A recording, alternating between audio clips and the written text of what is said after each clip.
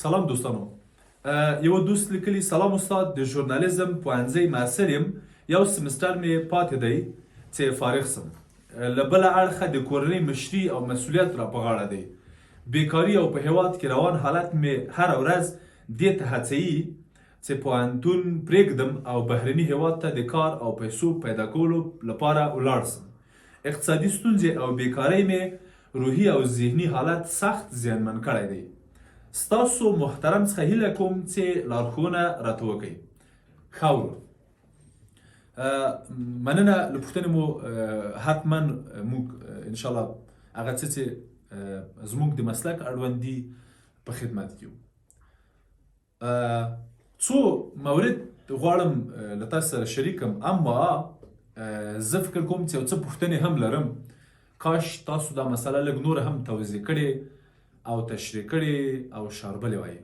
او زه فکر کوم چې ما او تا نورو هغه ته په اصطلاح ضرورت لرو، نورو شریکولو د نورو، یعنی بیا هم کولی شئ تاسو خپله پوښتنه له ما سره شریکه کړئ چې زه بیا په روانو خپرونو کې هم هغو پوښتنو ته ستاسو نورو اندېښنو ته په اصطلاح بحث ته ضرورت ده. زما او ستا ترمنځ باید بحث وشي او بیا ستونزه او مسله حل شي.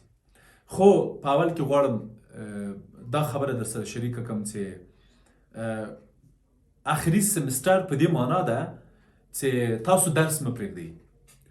آخري سمستر یعنی تاسو په هر حال 7 سمستره 8 سمستره وکولی شول چې له همدغې کورنۍ سره له همدغو اقتصادي ستونزو او ربړو سره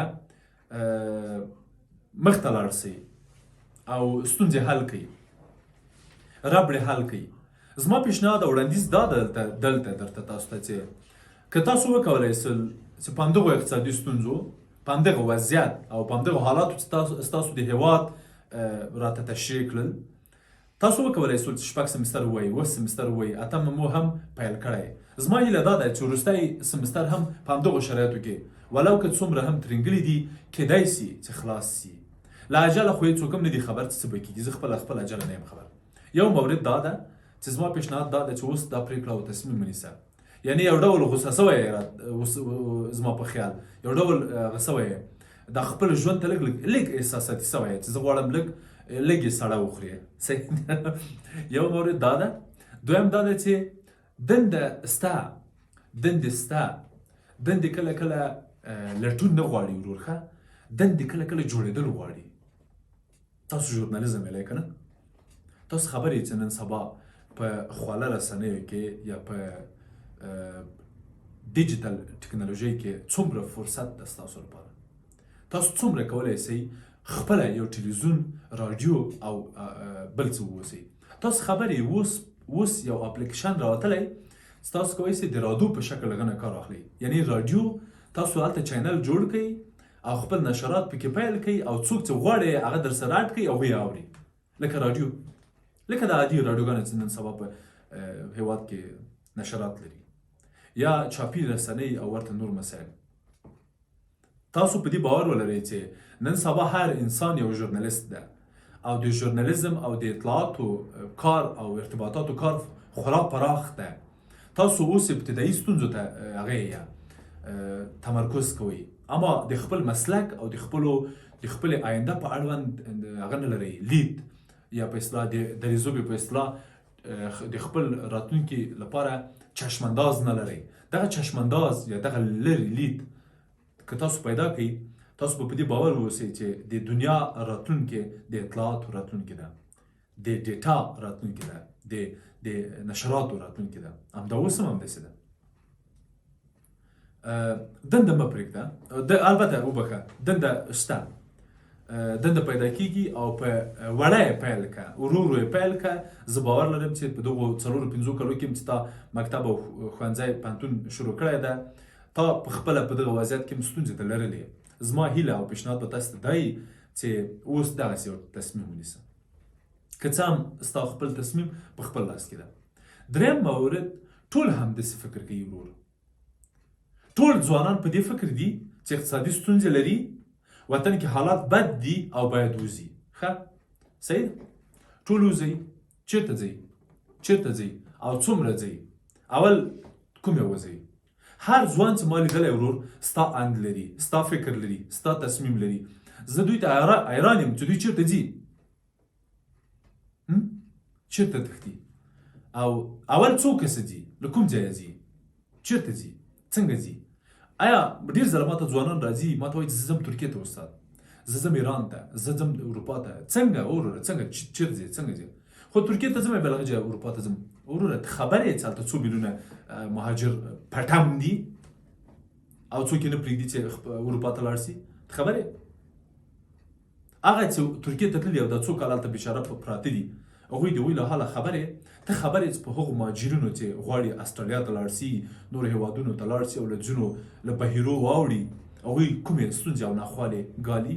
ما دلته په افغانستان کې په کابل کې ځینې ورکشاپونه درلودل هغو مؤسساتو سره چې دوی مهاجرین به چې بېرته را بازګشت کېدل بیا دوی سره دوی ټرینینګونه نیول دي وړوکیو کارونو د پیل په خاطر.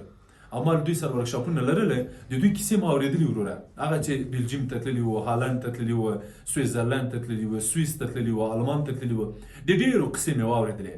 او زه فکر کوم چې هغه چې دی ډول د ډول غږ له لرې نه ډېر خوند کوي او ډېر خوږ لګي، اما کله چې نږدې ورسي به ډېر هغه نه وي، شیرین نه وي.